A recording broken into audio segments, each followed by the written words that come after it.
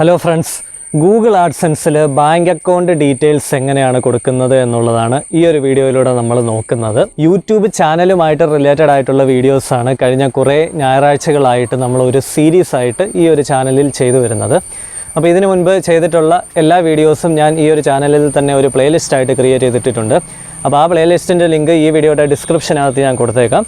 അപ്പോൾ YouTube channel start ചെയ്യുന്നിടം മുതൽ എങ്ങനെയാണ് നമുക്ക് റവന്യൂ കിട്ടുന്നത് എന്നുവരെയുള്ള എല്ലാ വീഡിയോസും ആ ഒരു പ്ലേലിസ്റ്റിനകത്തുനിന്ന് നിങ്ങൾക്ക് തീർച്ചയായിട്ടും ലഭിക്കുന്നതാണ്. അപ്പോൾ ആദ്യമായിട്ട് ഈ ഒരു ചാനൽ കാണുന്ന എല്ലാ കൂട്ടുകാർക്കും അലക്സ് ഫോർ ടെക്കിലേക്ക് സ്വാഗതം.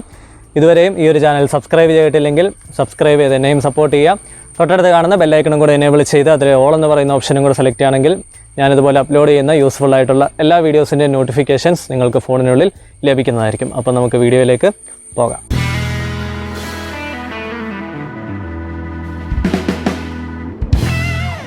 അപ്പോൾ ആഡ്സെൻസിനകത്ത് ബാങ്ക് ഡീറ്റെയിൽസ് ആഡ് ചെയ്യാനായിട്ട് രണ്ട് കാര്യങ്ങളാണ് നിങ്ങളുടെ കയ്യിൽ വേണ്ടത്.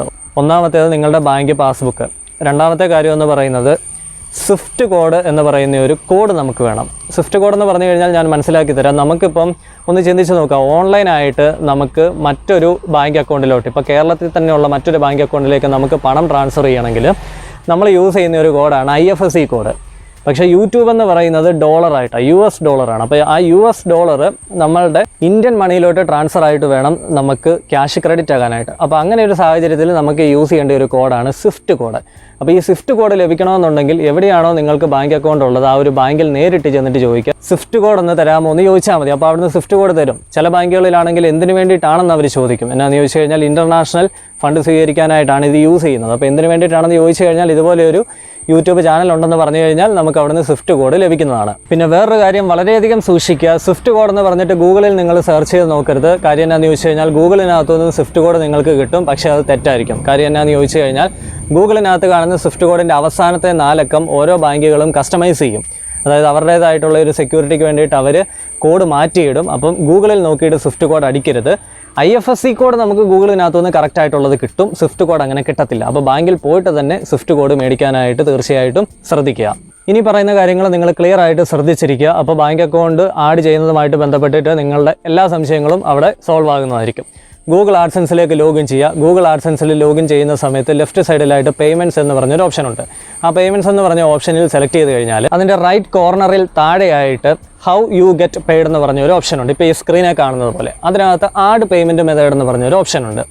ഈ ആഡ് പേയ്മെൻറ്റ് മെത്തേഡ് എന്ന് പറയുന്ന ഓപ്ഷൻ ചില സമയത്ത് നിങ്ങൾക്ക് ക്ലിക്ക് ചെയ്യാൻ പറ്റുന്ന രീതിയിലായിരിക്കും കിടക്കുന്നത്, ചിലപ്പോൾ ക്ലിക്ക് ചെയ്യാൻ പറ്റാത്ത ഡിസേബിൾ മോഡിലായിരിക്കും കിടക്കുന്നത്. അത് ഡിസേബിൾ മോഡിൽ കിടക്കാനായിട്ടുള്ള റീസൺ എന്ന് പറയുന്നത് നിങ്ങളുടെ ഗൂഗിൾ ആഡ്സെൻസിനകത്ത് മിനിമം $10 ഉണ്ടെങ്കിൽ മാത്രമേ ആഡ് പേയ്മെൻറ്റ് മെത്തേഡ് എന്നുള്ള ഓപ്ഷൻ അവിടെ എനേബിൾ ആകത്തുള്ളൂ. അല്ലാത്ത പക്ഷം അത് ഡിസേബിൾ മോഡിലായിരിക്കും കിടക്കുന്നത്. ഒരു കാര്യം പ്രത്യേകം ശ്രദ്ധിക്കുക, യൂട്യൂബ് സ്റ്റുഡിയോയിൽ $10 കഴിയുന്ന കാര്യമല്ല ഞാൻ പറയുന്നത്.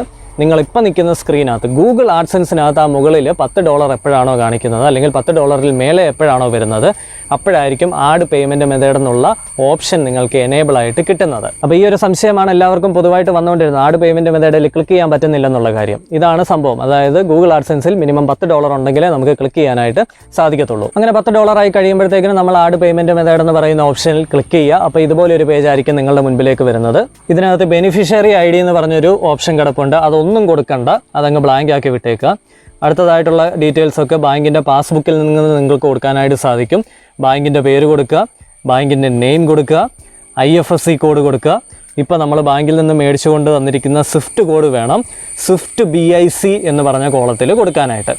അതിനുശേഷം അക്കൗണ്ട് നമ്പർ കൊടുക്കുക. ആ അക്കൗണ്ട് നമ്പർ ഒന്നും കൂടെ റീടൈപ്പ് ചെയ്ത് കൊടുക്കുക. ഇത്രയും കാര്യങ്ങൾ കൊടുത്തതിന് ശേഷം സബ്മിറ്റ് ചെയ്ത് കഴിഞ്ഞാൽ നമ്മളുടെ ബാങ്ക് അക്കൗണ്ട് ഗൂഗിൾ ആഡ്സെൻസിനകത്ത് ആഡ് ആകുന്നതാണ്. അതിനുശേഷം നമുക്ക് യൂട്യൂബിൽ നിന്നും മണി $100 ആണല്ലോ മിനിമം നമ്മുടെ ഗൂഗിൾ ആഡ്സെൻസിൽ വേണ്ടത്. നമുക്ക് വിത്ഡ്രോ ചെയ്യണമെന്നുണ്ടെങ്കിൽ $100 മേലെ പോയി കഴിഞ്ഞാൽ വിത്ഡ്രോ എന്നും പറഞ്ഞ് എങ്ങും ക്ലിക്കൊന്നും ചെയ്ത് കൊടുക്കേണ്ട, ഓട്ടോമാറ്റിക്കായിട്ട് ഗൂഗിൾ ആഡ്സെൻസിൽ നിന്നും നമ്മുടെ ബാങ്ക് അക്കൗണ്ടിലേക്ക് പണം വന്നോളും. ആ ബാങ്ക് അക്കൗണ്ടിലേക്ക് പണം വരുന്ന ഡേറ്റ് എന്ന് പറയുന്നത് മാസാവസാനമാണ് കേട്ടോ.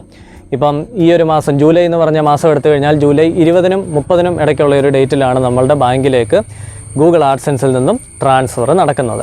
ഞാൻ ഇത്രയൊക്കെ ക്ലിയർ ആയിട്ട് പറഞ്ഞാലും ഈ വീഡിയോയുടെ താഴെ കമൻറ്റ് വരും, $10 കഴിഞ്ഞു, പേയ്മെൻറ്റ് മെത്തേഡ് കിട്ടുന്നില്ല എന്ന് പറഞ്ഞുകൊണ്ട്. ഒരു കാര്യം ഞാൻ വീണ്ടും എടുത്ത് പറയുകയാണ്, $10 എന്ന് പറയുന്നത് യൂട്യൂബ് സ്റ്റുഡിയോയിൽ കൂടിയിട്ട് കാര്യമില്ല. ഗൂഗിൾ ആഡ്സെൻസിനകത്ത് എപ്പോഴാണോ $10 മേലെ കാണിക്കുന്നത് അപ്പോഴേ ആഡ് പേയ്മെൻറ്റ് മെത്തേഡ് എന്ന് പറയുന്ന ഓപ്ഷൻ കിട്ടത്തുള്ളൂ. അപ്പോൾ ഈ ഒരു വീഡിയോ ഇഷ്ടമായെങ്കിൽ തീർച്ചയായിട്ടും നിങ്ങൾ ലൈക്ക് ചെയ്യുക, ഷെയർ ചെയ്ത് നിങ്ങളുടെ മറ്റുള്ള യൂട്യൂബ് ചാനലൊക്കെ ഉള്ള സുഹൃത്തുക്കൾക്കും എത്തിച്ചു കൊടുക്കുക. കമൻറ്റ് ചെയ്ത് നിങ്ങളുടെ അഭിപ്രായങ്ങളൊക്കെ വീഡിയോയുടെ തൊട്ട് താഴെ രേഖപ്പെടുത്തുക. ഇതുപോലെയുള്ള വീഡിയോസ് വീണ്ടും നിങ്ങൾക്ക് തുടർന്നും ലഭിക്കാനായിട്ട് നമ്മുടെ ചാനലും കൂടെ സബ്സ്ക്രൈബ് ചെയ്ത് എന്നെയും സപ്പോർട്ട് ചെയ്യുക. അപ്പോൾ പുതിയൊരു വീഡിയോയുമായിട്ട് നമുക്ക് വീണ്ടും കാണാം. Good bye.